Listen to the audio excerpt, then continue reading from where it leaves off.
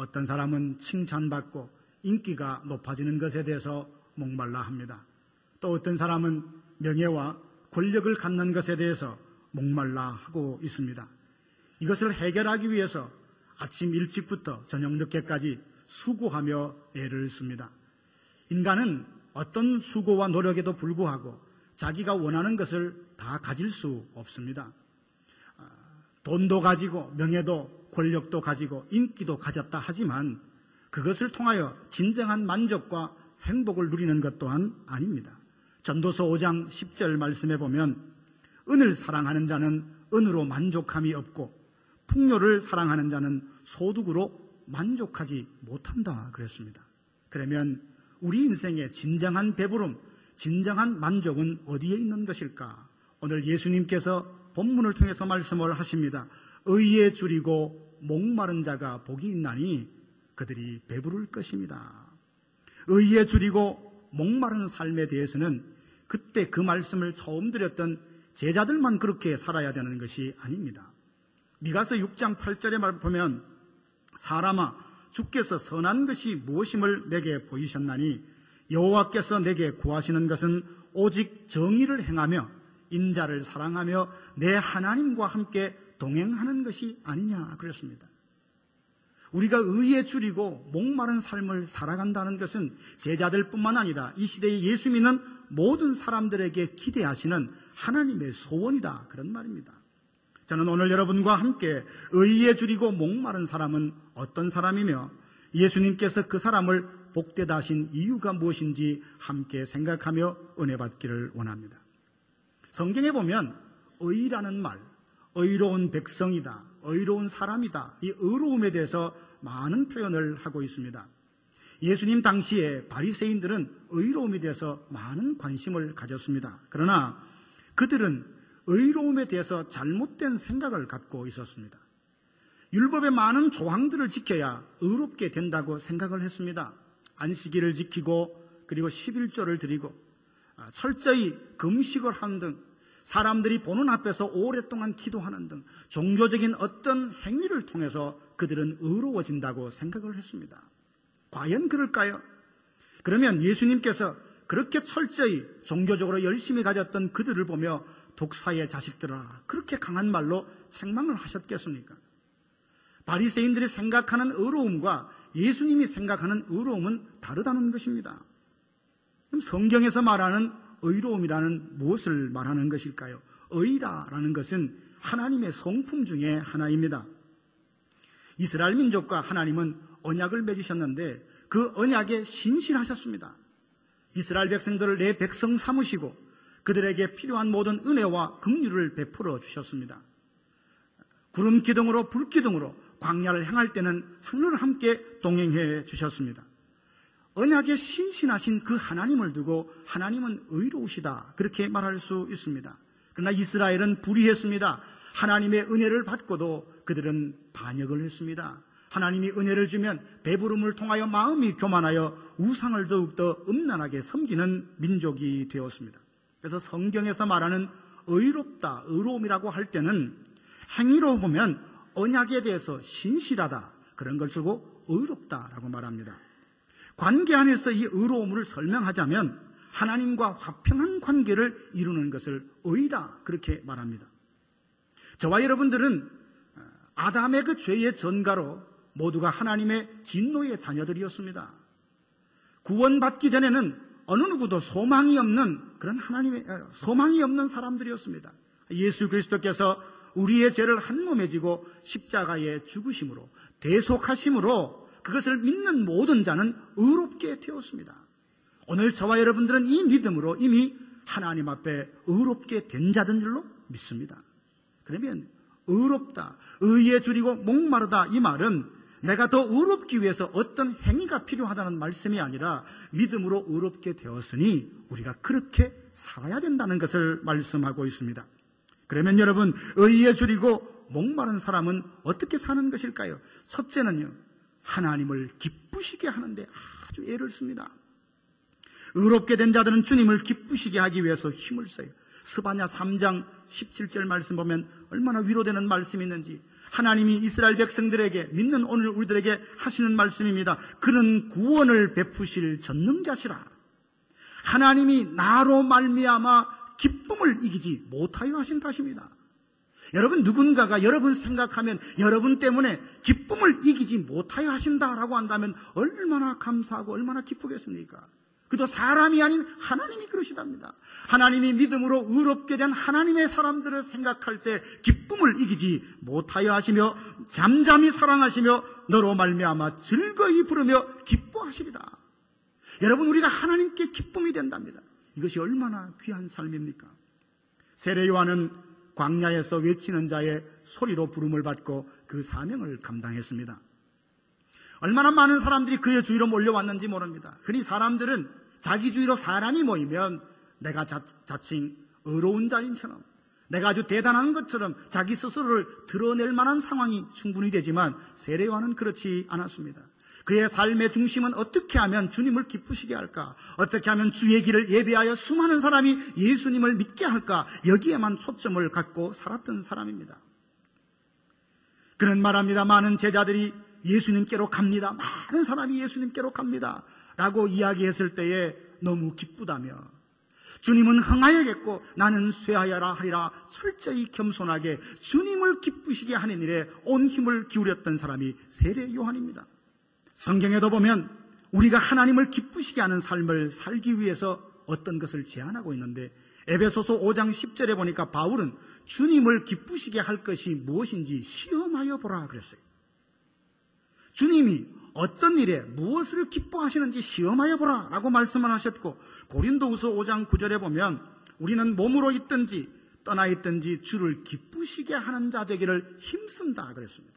여기 두 단어를 보면 무엇인지 알아보라는 말과 알았으면 그렇게 살도록 힘쓰라 라고 말하고 있습니다. 사랑하신 여러분, 우리에게도 주님을 기쁘시게 하려는 마음이 다 있지 않습니까?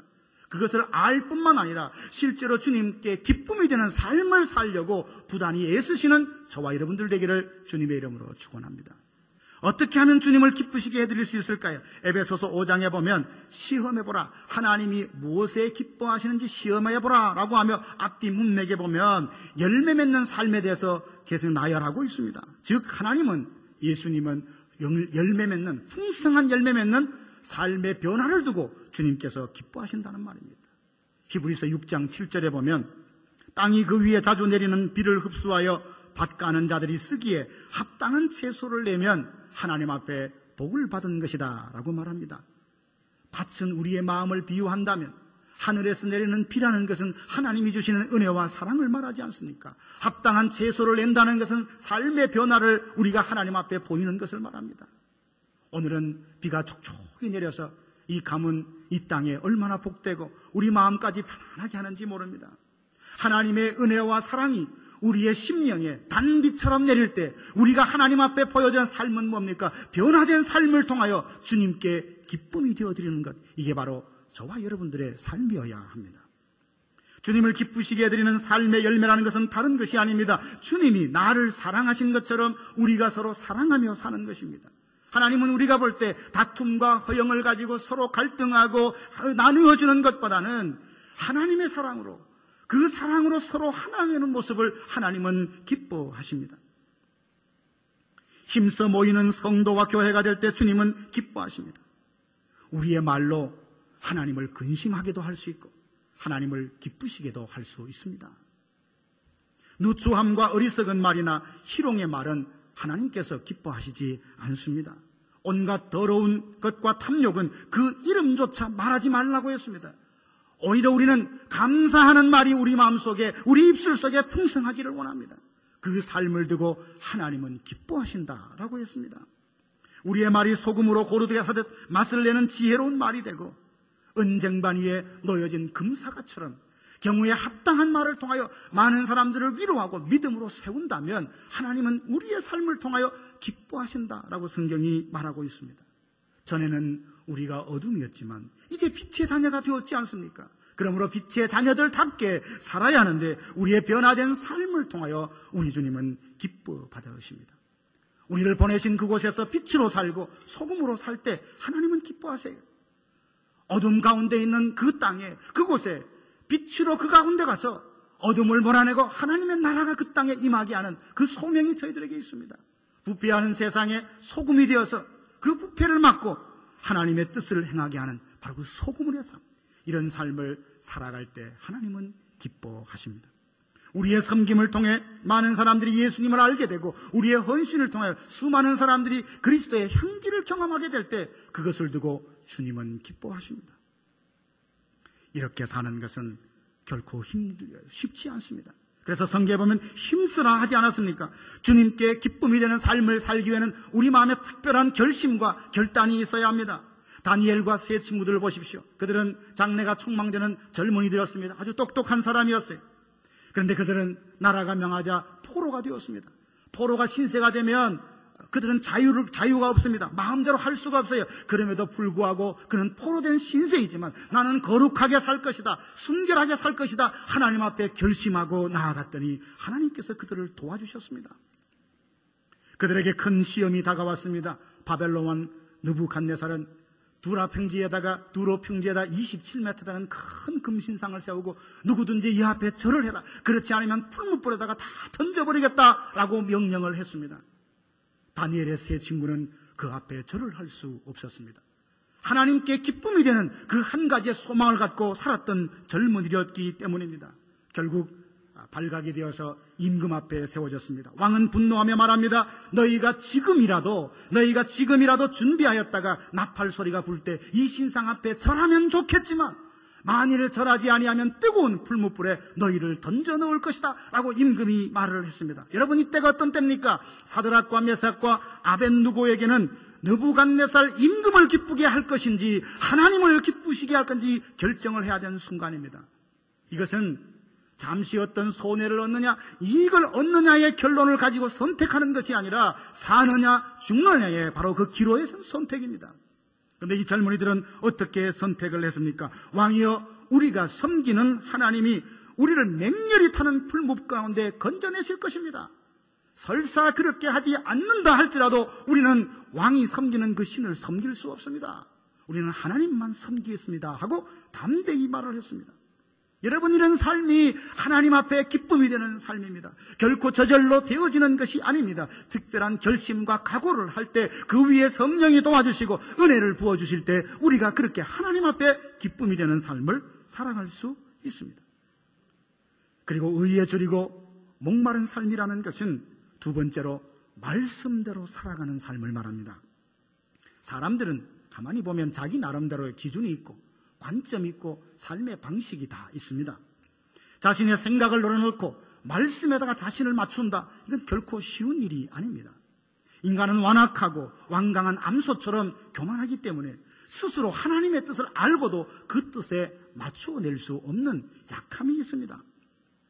이 세상에 포스트 모던이라는 이 시대를 가만히 보면 사람들의 성향들이 다들 상대적입니다. 절대적인 진리를 부인합니다. 그리고 너무나 개인적이고 이기적입니다. 개인의 자유라고 생각하는 영역에는 간섭하지 못하게 합니다. 개인적인 신앙생활에도 누구나 간섭하며 잘못됐다고 말하는 것은 무례한 것으로 여깁니다. 내가 알아서 다 한다는 식입니다. 마치 이런 시대를 보면 사사시대를 연상케 합니다. 구약의 사사시대는 뭡니까? 이스라엘의 왕이 없으므로 이스라엘 백성들이 각기 자기 소견에 옳은 대로 행하였더라. 내가 옳으면 진리인 거예요. 내가 하고 싶은 것이 하나님의 뜻인 것입니다. 그래서 그것을 주장하고 그렇게 살아가는 것을 신앙이라고 생각하는 그런 시대적인 풍조, 이게 바로 우리가 살고 있는 신앙인들의 모습입니다. 이런 모습을 바라보는 시인이 뭐라고 고백합니까? 그들이 주의 법을 지키지 아니하므로 내 눈물이 시냇물처럼 흐르나이다. 내 눈물이 시냇물처럼 흐른다고 그렇게 고백을 합니다. 사랑하는 성도 여러분, 의에 줄이고 목마른 사람은 내 욕심을 채우기 위하여 하나님을 끌어다 붙이는 사람이 아닙니다. 내 만족을 위해 하나님의 이름을 이용하는 사람도 더더욱 아닙니다. 의에 줄이고 목마른 사람은 하나님의 말씀에 나를 맞추는 사람입니다. 내 뜻을 내려놓고 하나님의 뜻을 받아들이는 사람이 의에 줄이고 목마른 사람입니다. 교회를 위하여 하나님의 나라와 영광을 위하여 그 뜻을 이루기 위하여서 내가 무엇을 해야 할까를 날마다 묻고 기도하는 하나님의 사람입니다. 바울이 실제로 그렇게 살았던 사람입니다. 그는 늘 고백합니다. 나의 달려갈 길과 주 예수께 받은 사명, 곧 하나님의 은혜의 복음을 증거하는 일을 마치려 하면은 내 생명을 조금도 귀하게 여기지 않겠다라고 말했습니다. 내가 사나 죽으나 하나님의 것이니 어떻게 하든지 주님을 더 존귀히 여기게 하게 한다고 그렇게 고백을 했습니다. 그는 말대로 살았습니다. 두 번째 선교여행을 할 때에 그는 많은 계획을 갖고 선교여행을 떠났습니다. 아시아에 가서 복음을 전하면 좋겠다, 그렇게 계획을 하고 그 아마 많은 정보들을 갖고 아시아를 향해 떠났습니다. 그런데 성령이 그 길을 자꾸만 막으시는 겁니다. 아니, 막으시려면 처음에 계획할 때부터 다른 계획을 나한테 말씀하시지 왜 그렇게 계획하고 떠나는 여행 중에 그렇게 반대를 하시고 가로막으시나. 얼마든지 원망할 수 있지만 하나님이 그 가로막는 하나님의 뜻을 그는 깨달았습니다. 마게도냐에서 한 사람이 환상 중에 나타나서 건너와서 우리를 도우라는 그 손짓을 보고 성령의 생각을 알고 들어와 항구에서 배를 타고 빌립보로 향합니다. 빌립보로 갔더니 처음에는 그는 그 성과 그 주위에 대한 인근한 정보가 없었을 것입니다. 그러나 갔더니 여호와의 일에 하나님의 준비하심을 경험하게 됩니다. 하나님이 미리 준비해주는 루디아라는 여자를 만났고 그에게 말씀을 증거하는데 성령이 그 마음을 열어서 바울이 증거하는 복음을 듣게 했습니다. 그리고 루디아는 성령의 감동에 순종하여 자기 집을 빌어서 빌립보 교회를 시작하게 되었습니다. 계획이 없었습니다. 그리고 자기는 생각지도 않았지만 성령의 하나님의 뜻에 순종하여 나아갔더니 그 빌립보 교회를 세우게 되었고, 빌립보 교회는 사도 바울의 사역에 처음부터 끝까지 후원하는 교회가 되었습니다.